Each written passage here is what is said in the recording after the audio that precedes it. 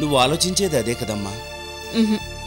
చట్టంలో ఆడదాన్ని తిడితే ఒక సెక్షన్, వేధిస్తే ఒక సెక్షన్, విసిగిస్తే ఒక సెక్షన్, ఏడిపిస్తే ఒక సెక్షన్ అంటూ మగవాళ్ళని శిక్షించడానికి ఇన్ని సెక్షన్స్ ఉన్నాయి. కానీ నీలాంటి మంచి మనిషిని వేధించే వదిన లాంటి ఆడవాళ్ళని శిక్షించడానికి ఒక్క సెక్షను లేదే అంటూ ఆలోచిస్తున్నాను అన్నయ్య.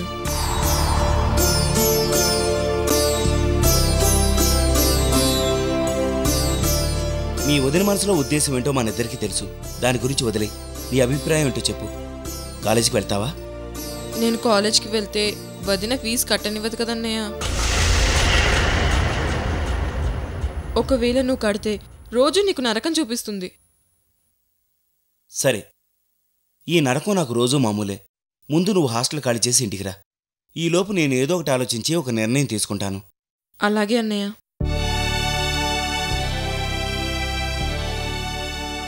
వదిన నిన్నెప్పుడు అర్థం చేసుకుంటుందన్నయ్య? ఇలా ఎన్ని రోజులని భరిస్తావు? రోజు విషం తాగేవాడికి విరుగుడక్కర్లేదు, భరించగలిగే ఓపిక కావాలి.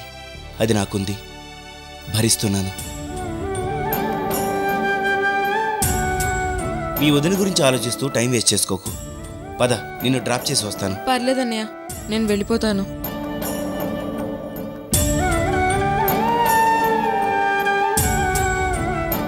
సుబ్బు, మేమిద్దరం ఎంత గొడవ పడినా నువ్వు పట్టించుకోవద్దు. వదినకి ఎదురు మాట్లాడి డిస్టర్బ్ అవ్వద్దు. సరే అన్నయ్య. అర్థమైందిగా?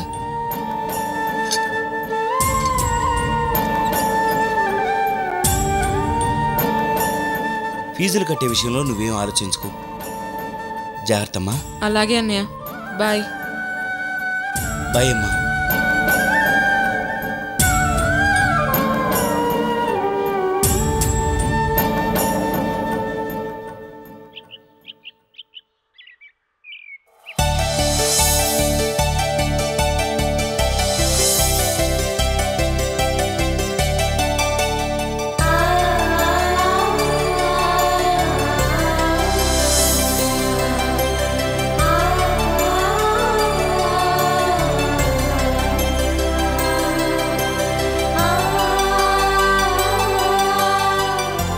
సాగర్, ఎలా ఉన్నారు? నేను బానే ఉన్నాను అమృత, నువ్వెలా ఉన్నావు? చూడ్డానికి డల్గా ఉన్నావు, ఏమైంది అమృత?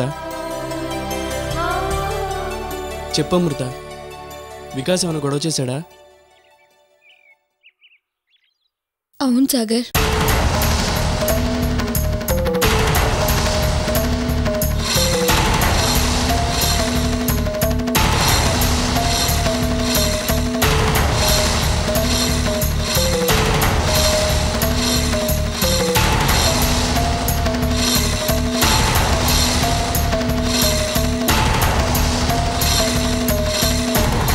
చూసావా వాడు ఎంత పని చేశాడో?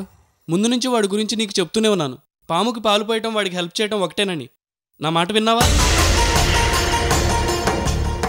వాడి లైఫ్ మీ వల్లే నాశనం అవుతుందని వాడు ఫీల్ అవుతున్నాడు. ఆల్రెడీ మీ లైఫ్ నాశనం అయిందని వాడు ఏమాత్రం ఆలోచించడు.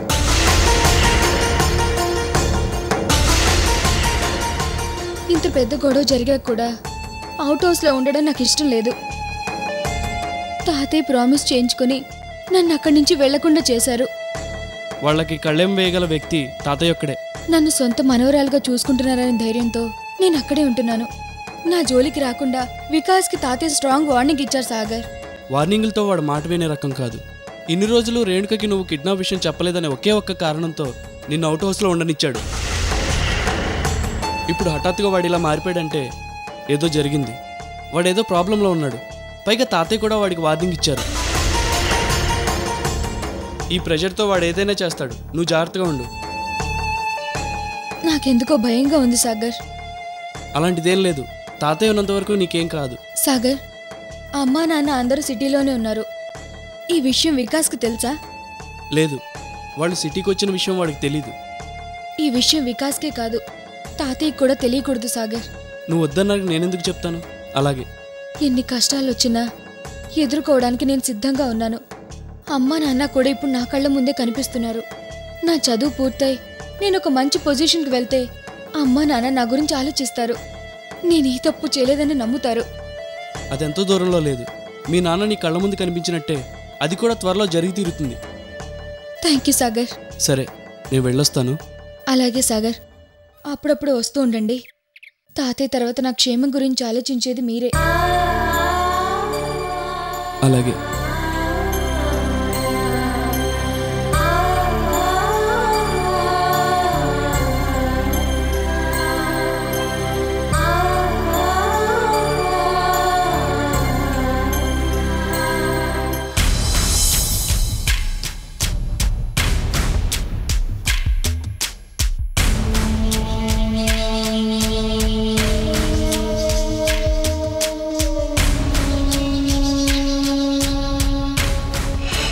గంగాధరం గురించి ఆలోచిస్తుంటే నాకెంత టెన్షన్గా ఉందో నీకేం తెలుసురా? హాల్లో, కిచెన్లో, బెడ్రూమ్లో, చివరికి అవుట్ హౌస్లో కూడా కెమెరా పెట్టి అబ్జర్వ్ చేస్తున్నాడేమో అని నాకు భయంగా ఉందిరా.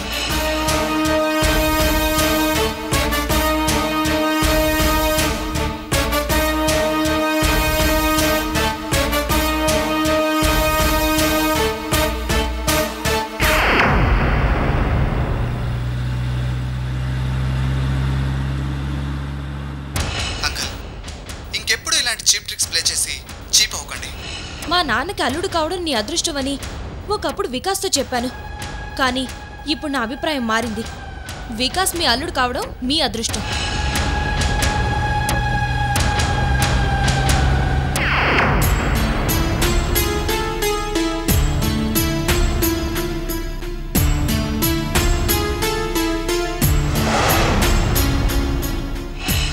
పవిత్రమైన ప్రేమను డబ్బు కోసం అమ్ముకున్న పచ్చి మోసగాడమ్మా వికాస్.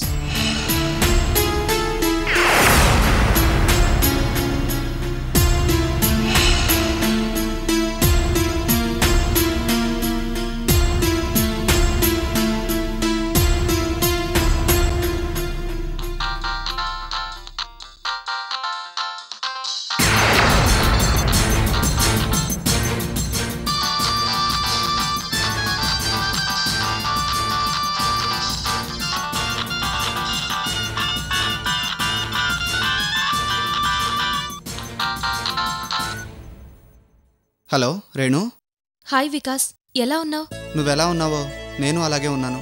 వికాస్, నీ విషయంలో డాడీ ఇంకా అలా మొండిగానే ఉన్నారు. పెళ్లికి ఒప్పుకోవట్లేదు. నెల రోజుల్లో ఒప్పిస్తానన్నావు. నేను ఇక్కడ టెన్షన్తో ఉన్నాను రేణు. ఆయన ఎప్పుడు నేను ఫ్రాడ్గా ప్రూవ్ చేయాలని ఆలోచిస్తున్నారే కానీ పెళ్లి గురించి ఆలోచించడం లేదు వికాస్. వికాస్, నువ్వు జాగ్రత్తగా ఉండు. రేణు, నాది స్వచ్ఛమైన ప్రేమ. నా ప్రేమలో నిజాయితీ ఉంది. నేనెవరికి భయపడను. ఒకవేళ ఆయన నమ్మించాలని ప్రయత్నించినా నేను నమ్మను వికాస్. ఇప్పటికీ చాలా రకాలుగా చెప్పి చూశాను. ఆయన నిర్ణయం కోసం వెయిట్ చేశాను. బట్ డాడీలో ఎలాంటి చేంజ్ కనిపించడం లేదు. అందుకే ఈరోజు గట్టిగా వార్నింగ్ ఇస్తాను. 20 రోజుల్లో మా డాడీ మీ ఇంటికొచ్చి మా రేణుకుని పెళ్లి చేసుకో బాబు అని నీ కాళ్ళు పట్టుకుని బతిమాలేలా నేను చేస్తాను. డాడీ మీద అంత కోపంగా ఉంది. సరే రేణు, మీ డాడీ రాక్ కోసం వెయిట్ చేస్తూ ఉంటాను. Okay, bye. బాయ్.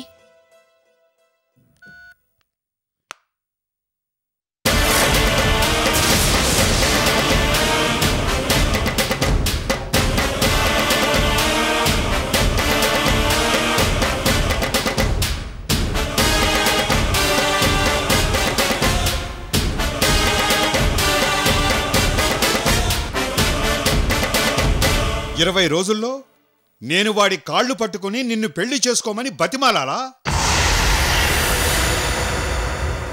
20 రోజులు కాదు, 10 రోజుల్లో వాడెంత నంబర్ 1 మోసగాడో ఆధారాలతో సహా చూపిస్తాను. చూస్తూ ఉండు.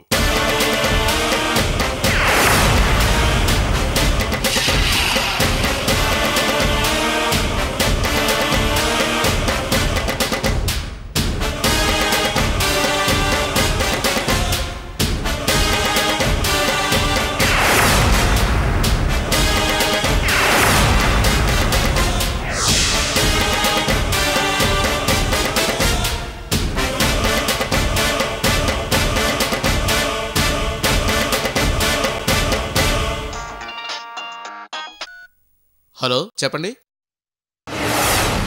అవునా? నిజమా? అలా చేశాడా? సరే, అలాగే, థ్యాంక్ యూ. సార్, ఆ వికాస్ దొరికిపోయాడు సార్. ఏంటయ్యా నువ్వు చెప్పేది? అవును సార్, అమృత అనే అమ్మాయి అవుట్ హౌస్లో ఉందని చెప్పానా? అవును. ఆ అమ్మాయి ఎవరో కాదు సార్. రేణు, సుబ్బు గోరిండా పెట్టుకునే సంతోషంలో ఉంది. దాన్ని ఎంజాయ్ చేయనివ్వే.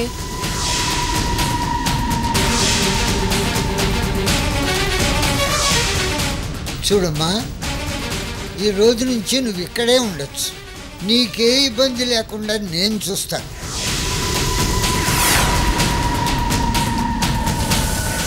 ఏంటి నువ్వు ఒక్కదానివే వచ్చావు? నేను లేపుకుపోయిన వాడు అప్పుడే వదిలేశాడా?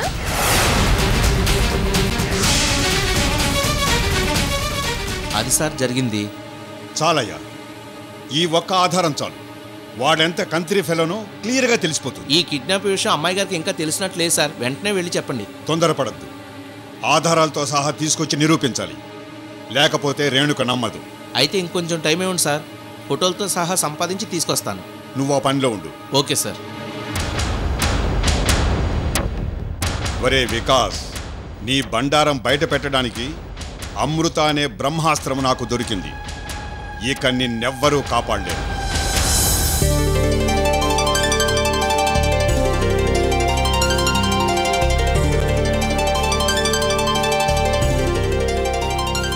నమస్కారం అండి. నమస్తే అండి. రండి. వెంకట్రావు, ఈరోజు నేను ఇలా షాప్ పెట్టడం, ఈ సిటీకి రావడంలో నువ్వు చేసిన సహాయం మర్చిపోలేదు వెంకట్రావు. తెలిసిన వాళ్ళకి మాత్రం హెల్ప్ చేయకపోతే ఎలా? సర్దుకోవడం అయిపోయిందా అండి? అయిపోయిందండి. మరి పూజ కొంచెం సేపట్లో స్టార్ట్ అవుతుంది. సరేనండి. మీరు రీజనబుల్ రేట్లలో అమ్మితే ఈ ఏరియా వాళ్ళంతా మీ దగ్గరే కొంటారు. అవుననుకో. అయితే మాత్రం సరుకులు కొనే రేట్లలో ఉంటున్నాయా? అదే నిజమేనండి. ముహూర్తం టైం అయిపోతుంది. రీజనబుల్ రేట్లకే ఇస్తున్నాం. లక్ష్మి, ఇంకా పంతులు గారు రాలేదే? అవునండి. ఇదిగో వచ్చేసారు. వచ్చేసానండి. నమస్కారం అండి. నమస్కారం అండి. నమస్కారం. నేను ఎప్పుడూ ముహూర్తం టైంకి ముందే ఉంటా. శంకర వాళ్ళు రాలేదే?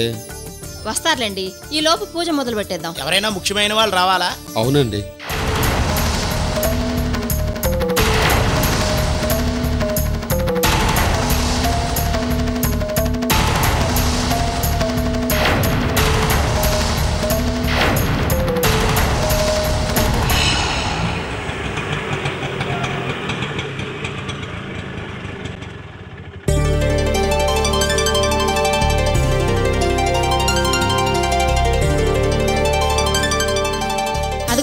వచ్చేస్తున్నారు.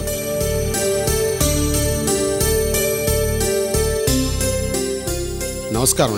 నమస్కారం అండి. ఆలస్యం చేశానా? అబ్బాయి, ఇప్పుడే పూజ మొదలు పెట్టబోతాను.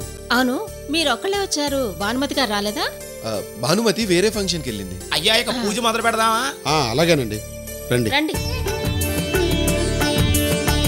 ఓం శుక్లాంబరధరం విష్ణుం శశివర్ణం చతుర్భుజం విఘ్నోపశాంతయే శ్రీ మహాగణాధిపత అనుగ్రహ సిద్ధిరస్తు సర్వత్ర దిగ్విజయమస్తు.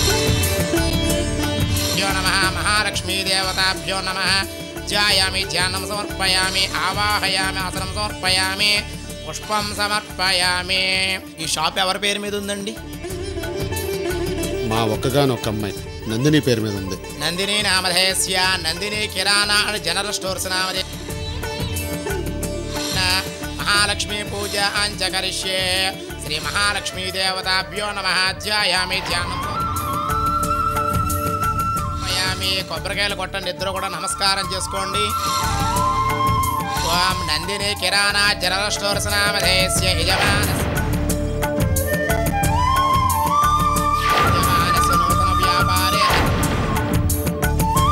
దేవత అనుగ్రహ ప్రసాద సిద్ధిరస్తు సర్వత్ర దిగ్విజయమస్తు.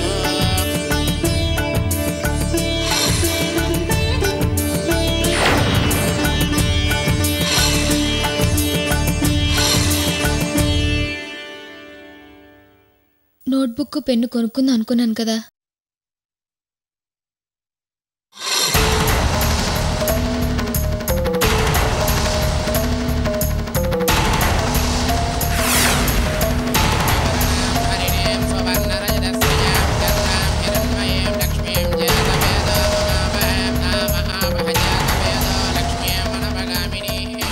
ఈరోజు ఓపెనింగ్ అనుకుంటా.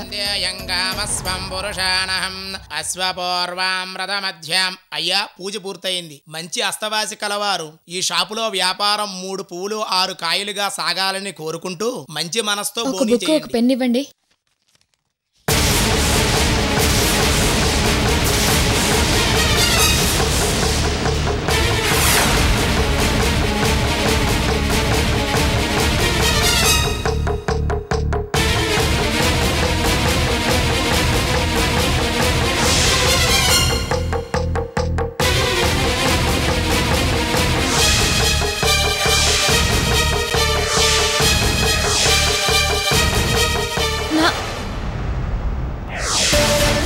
మీద నువ్వెవరో మేమెవరో, నువ్వు కూడా మాతో అలాగే ఉండాలి, ఉండి తీరాలి. ఈ గుడి ఆవరణలో నువ్వు నాకిచ్చే ఆఖరి బహుమతి ఇదే.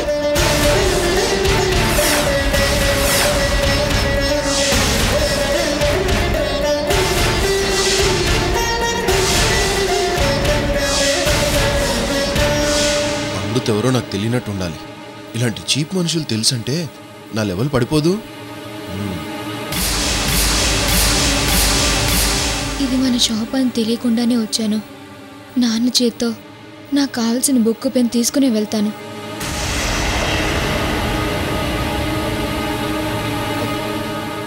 నోట్బుక్ పెన్ ఇవ్వండి సార్.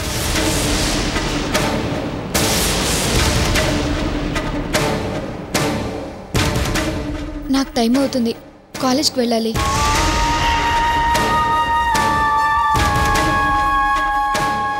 కృష్ణమూర్తి గారు ఆలోచిస్తున్నారు. మహాలక్ష్మి లాంటి అమ్మాయి వచ్చి బోనీ చేస్తుంటే ఆ అమ్మాయి అడిగింది ఇచ్చేసేయండి.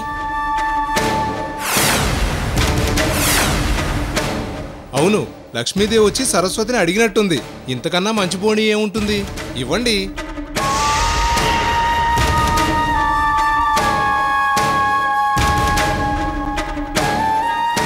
మీరు చాలా అదృష్టవంతులండి. ఇప్పుడు మంచి ముహూర్తం, బోనీ బేరం కానిచ్చేసేయండి.